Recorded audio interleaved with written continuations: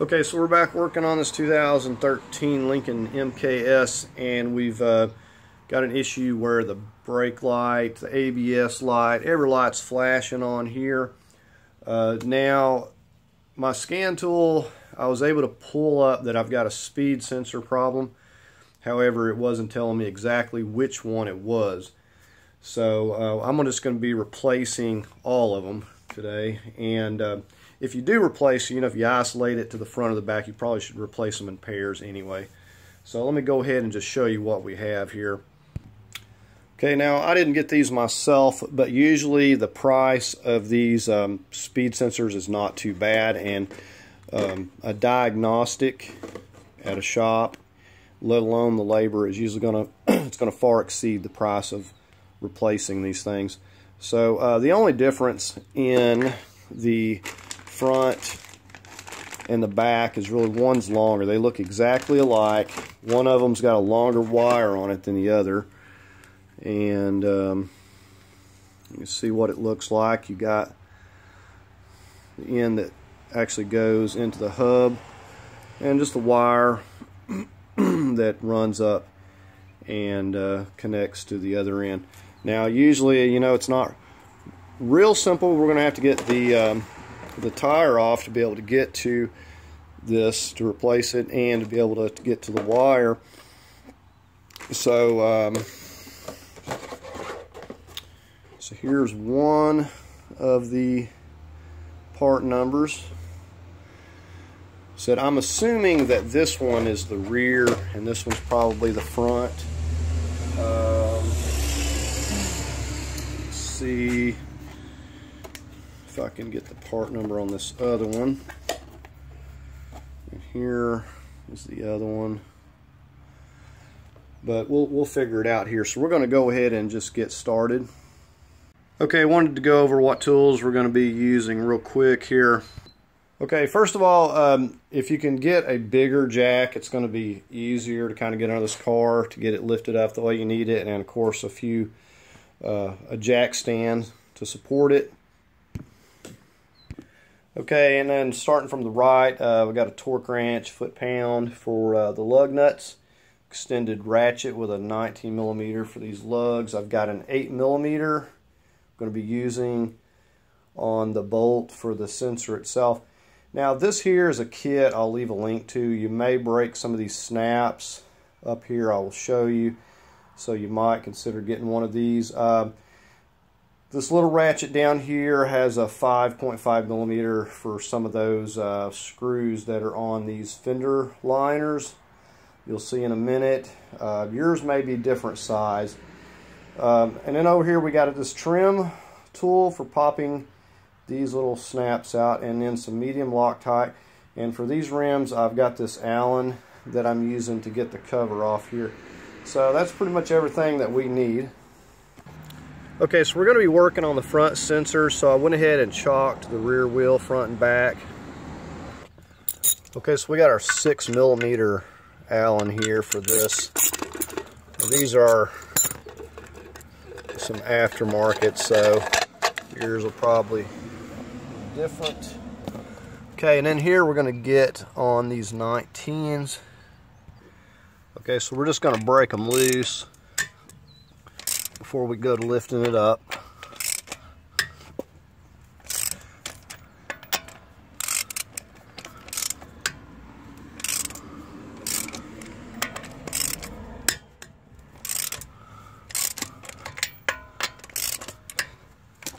Alright, so let's go ahead and get the jack in place. Okay, so here is where I've lifted it from. And you could get a hold of your pinch weld, use a block. I placed that jack stand right there. Now on the other side, at this part, you have like the fuel lines and stuff and a clip there, so I can get a hold of the control arm too. So you may want to do it differently to avoid smashing anything. But this is a good spot to get a hold of it. Okay, so we're just going to go ahead and finish removing these. Already got them loose. Okay, so we'll just go ahead and get this wheel.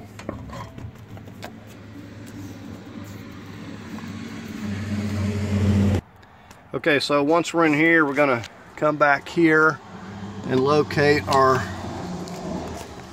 speed sensor. Right there we've got an 8mm bolt, and as you follow this up and around here, see how it just kind of winds and wraps its way right up back in behind this fender panel here. So what we need to do, and it looks like some of these are missing, but like I said, we got these little 5.5mm. We're going to take those out, and we've got an 8mm right here. And usually there's some snaps. Looks like we have, those are missing as well, but then we'll take this and we can actually fold it back over this way. But before we do that, I guess we'll go ahead and just get started right here, getting this loose. Okay, so we're gonna take our 8mm.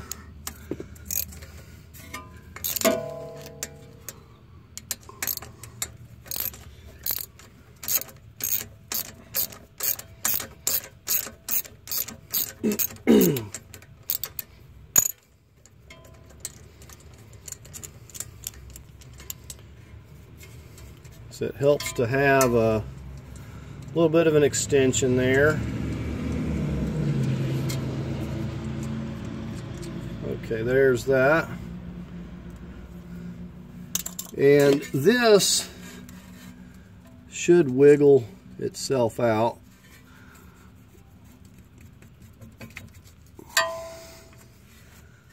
Okay, so there we have it. Alright, so we're just going to pop it out from its place. And we've got one over here. Okay, now we're on this other side going towards the flap, and we need to take our trim tool and pop it loose there. Okay, we're going to get to work on this flap here. I got my little 5.5mm.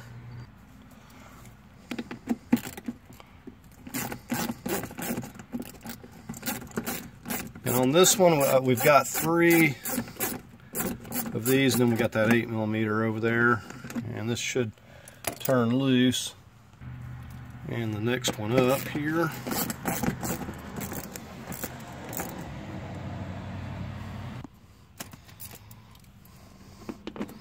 That's the last one of these.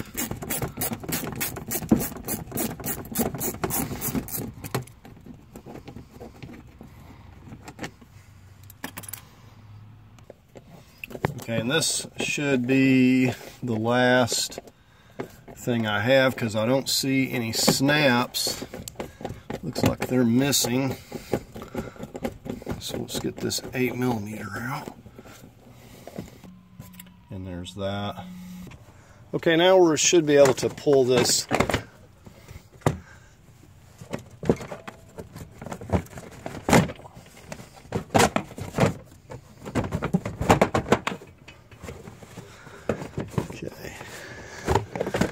we're just going to kind of pull it back here.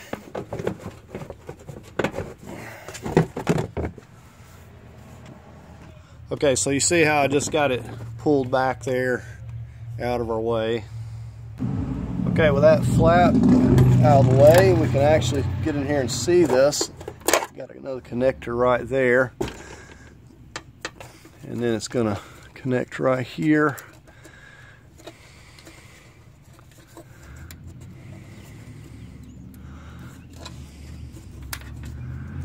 Yeah, something's not right here. Okay, I'm not pressing in the right spot here. Okay, so we just got this connector here. We have to squeeze down on that tab, and then that pops right out. Okay, so we got our longest connector, and this is the one that's going up in the front. We're just going to start here at the connector side. Okay, so we're just going to put those ones with the 2 and the little nub. We're going to put that back up that way, which way the part we pressed was. Let's push that in until it clicks. Okay, now the old one actually came from up here at this hole. Let me get focused in here. The one up above there, but this new one, this end doesn't fit there, so we're just going to drop it down here and this one, and then we're just going to make our way over to the other side.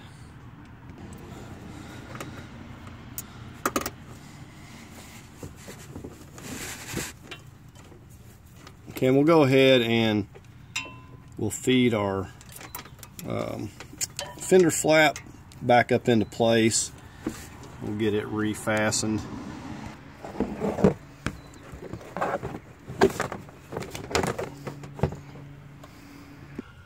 Okay, so nothing to this. We'll just go ahead and get these screws back in our flap the same way we took them out there, and then we'll finish hooking our front sensor up. And I just went ahead and put a little snap back in there where it didn't have one, but it's pretty solid. Right, so we're just going to reconnect these, and there's definitely enough fastening points where there's no danger of these moving anywhere.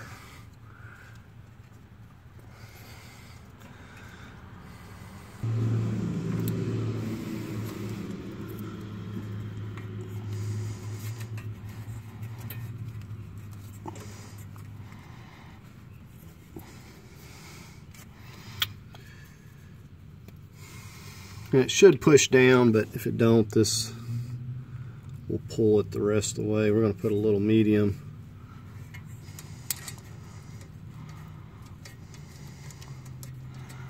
Doesn't have to be terribly tight. It's a little small 8mm bolt. You can strip them.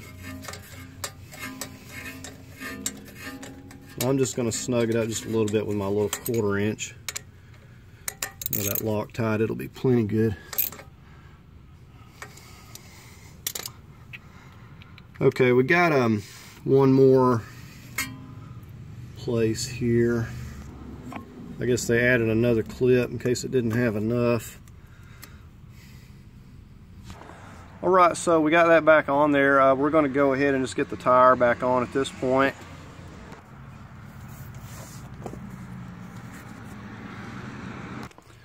Right, so we'll just go ahead and get our 19mm lugs back on.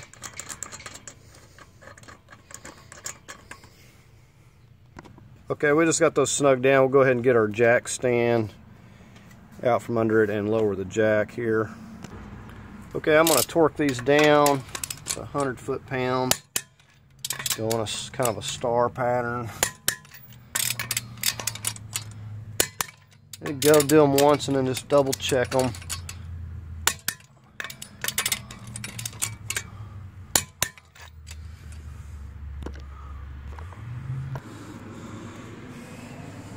Right, we're just going to get our cover back on here.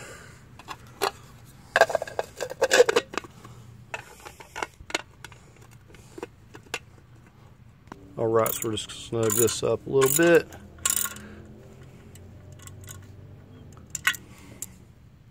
Alright, so we're going to work on the rear, so we just went ahead and chalked these front wheels up here now. Okay, so we're on the rear wheel here, and we're just going to do the same thing we did on the upper on the front, and we'll get the wheel off and we'll just pick up from there. Okay, this is where I've placed the jack. I've got a jack stand back here, and went ahead and I raised the other side just to make it easier to kind of get under here and hopefully show you what's going on. But so it's pretty much the same thing, except the sensor on this side kind of runs up, and you can see it routes over kind of in behind here, so we actually have to get under the car to get to that clip there. Okay, we're just going to start getting this 8mm bolt, just like we did on the front. Okay, I'm not on it right.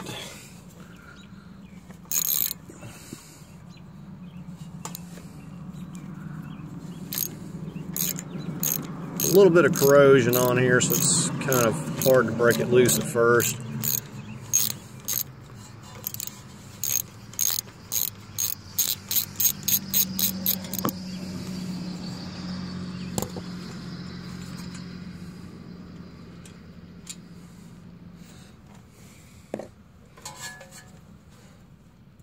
And this one is stuck a little more. I'm going to kind of wiggle it back and forth.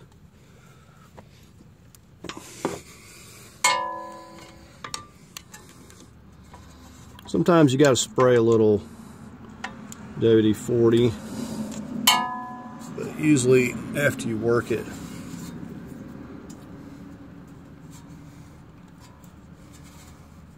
Okay, this one's coming out pretty easy. Okay, so there we have it. I'll just unclip it here. Right, we'll just pull down on this one.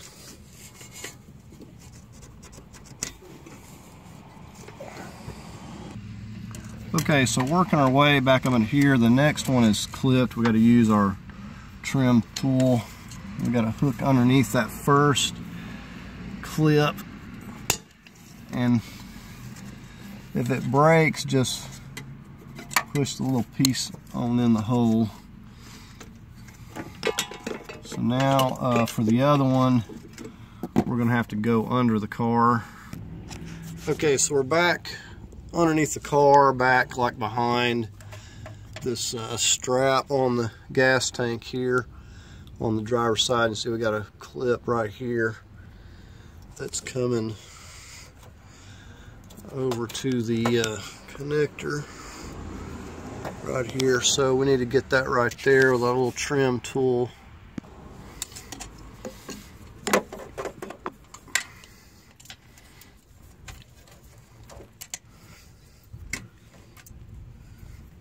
And the other side may be a little bit different, but overall the same. Okay, so now we just got to get the clip, and watch your eyeballs for dust. I'm just going to push that down.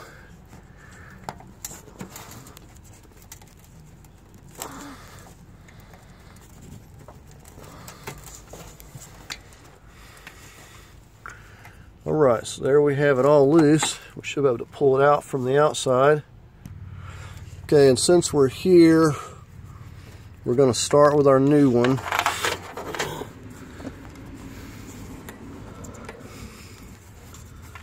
Yeah.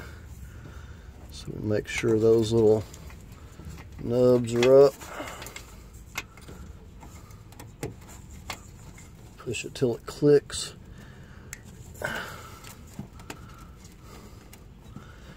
Alright, so it's on there good.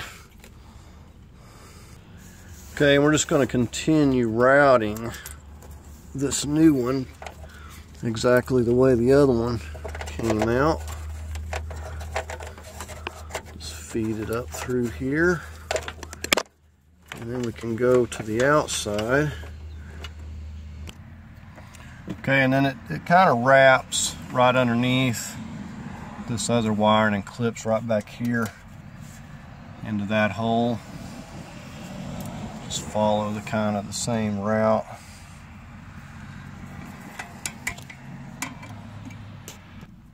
Okay, then we're just going to feed this down through here.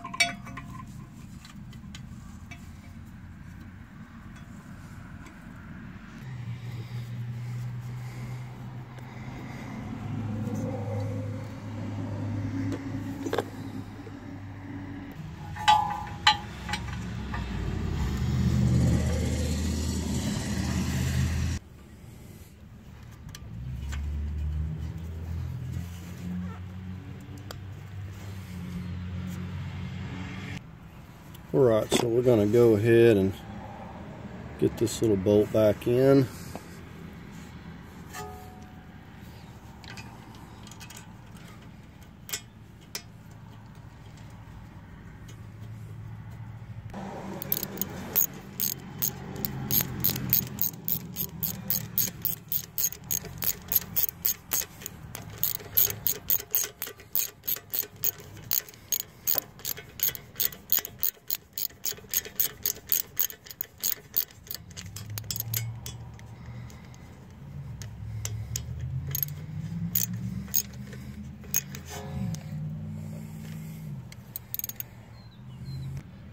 Okay, so we're all finished up on this side. We're just going to go ahead and get the wheel back on, and we're going to torque it down to 100 foot-pounds just like we did on the front there.